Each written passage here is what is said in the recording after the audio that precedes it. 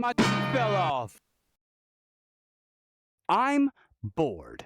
Life is boring. Either I've seen and done it already, or it's prohibitively expensive and I'm stuck on the outside looking in. I'm so bored that really, I don't do much more than chill with my dog and watch VTubers. I've been wanting something new, something to excite me, something that would actually reawaken my imagination and inspire me to create again. I'm 40 years a weeb, and welcome to my place in the virtual space. Let's talk about VRChat. Not that long ago, a buddy of mine picked up a headset and told me how cool it was. He didn't do much with it though. Fast forward a few months and he's like, I want to get more into VR. You should get a headset too. Now, of course I play video games, but I don't play often, and I've never been very good at them. I was always into platformers and fighters. Old school ones, not the contemporaries. My stoner ass brain can't remember the controls. I tried playing Marvel Rivals and quit after a single round, but the idea of virtual reality was fascinating. So I started looking to what I personally would do if I made the investment.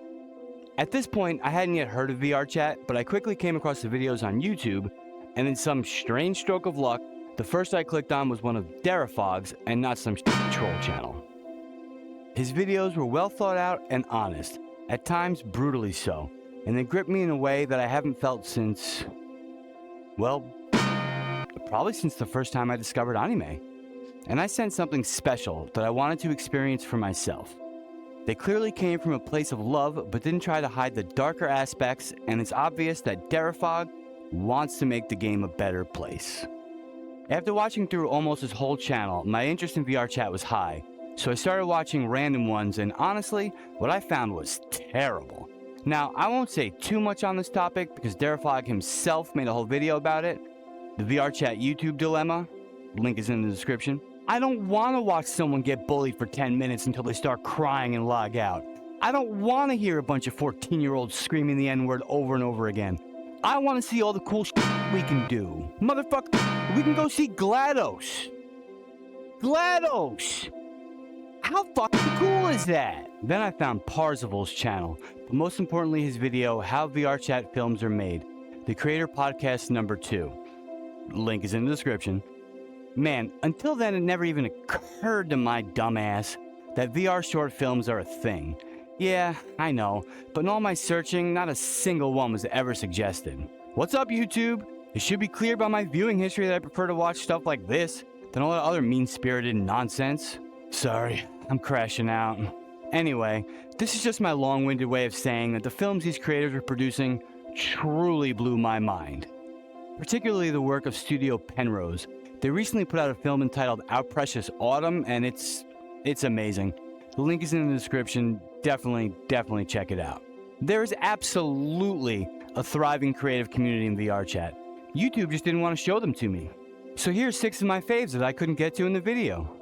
The last one there might not be there for the same reason as the others though.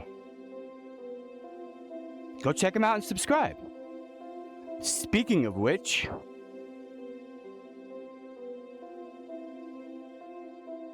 so I did it. I bought a headset and downloaded the game. And to be perfectly frank, just looking around the homeworld, I knew I'd made the right choice. I knew it.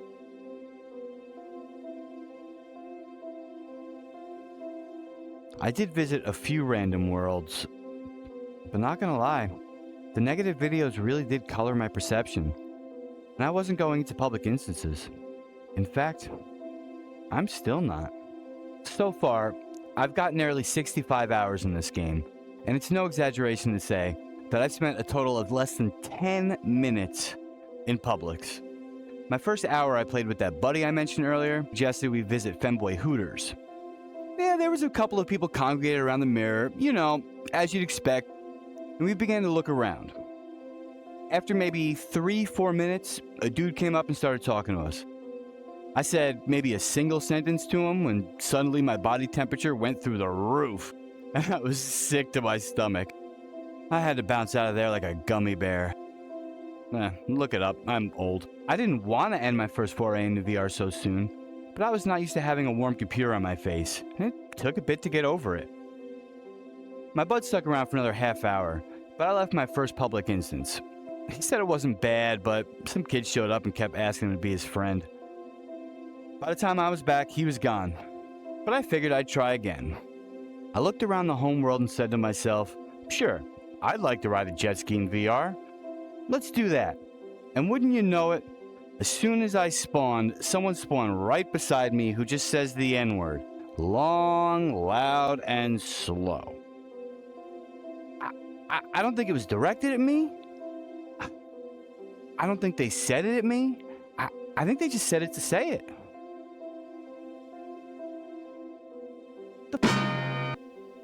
Needless to say, I left. I don't want to deal with that shit. So here I was back in the homeworld alone, left to seriously consider my future in VRChat. How would I play a game that doesn't seem to want me in it? How would I play this game? Because yeah, I haven't done a damn thing yet, but I knew I didn't want to leave. Being inside VRChat and only barely beginning to understand the possibilities, I decided that I was going to play my way. And more than that, I knew that this discovery would also take me a huge leap forward in my own journey towards mostly faceless content creation. You see, I had just spent the last couple of months researching and experimenting with all the VTuber apps and shit. So I already had this barely tweaked VRoid template. I'd been making test videos with it, and I really grown attached to the goofy looking bastard. I was really pleased when I figured out I can bring him in here. Now, before I say anything more, I want you to know that until 3 months ago, my most advanced PC knowledge was composed entirely of basic audio editing in Reaper. Yeah man, I was a noob, and opening Unity for the first time was really intimidating. But thanks to a clear and concise tutorial by Sci-Fi, I uploaded my first no-frills 40 AVI. Woohoo! Now I can wander as my alter and not some generic anime avatar. It was pretty great, but it still wasn't enough. I needed more. I needed these. It was time to watch more tutorials and dive deeper into Unity.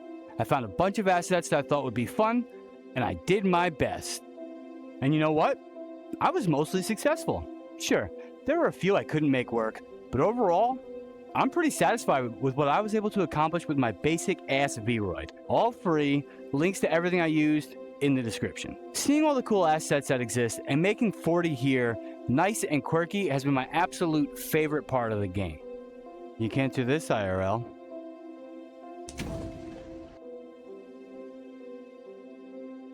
Now that I have a solid starter OC and a couple of other fun avies, I think it's finally time for me to go out into the worlds. No, I don't mean publics. Ew. I should go to different worlds, on solo for now, and focus purely on discovery. Let's find the strange and beautiful together. And if I decide to expose myself to publics later, or if it's something you'd like to see me throw myself into sooner, then let me know. Or if you know of any worlds I should check out, then shout them out in the comments. And a small warning for the future. This has been a very earnest video, and apart from some fair amount of profanity, it's been pretty much safe for work. That may not always be the case though. Yes, I will always be my authentic self. But hey, I'm also a Neko girl loving degen, so who knows when shit might get weird.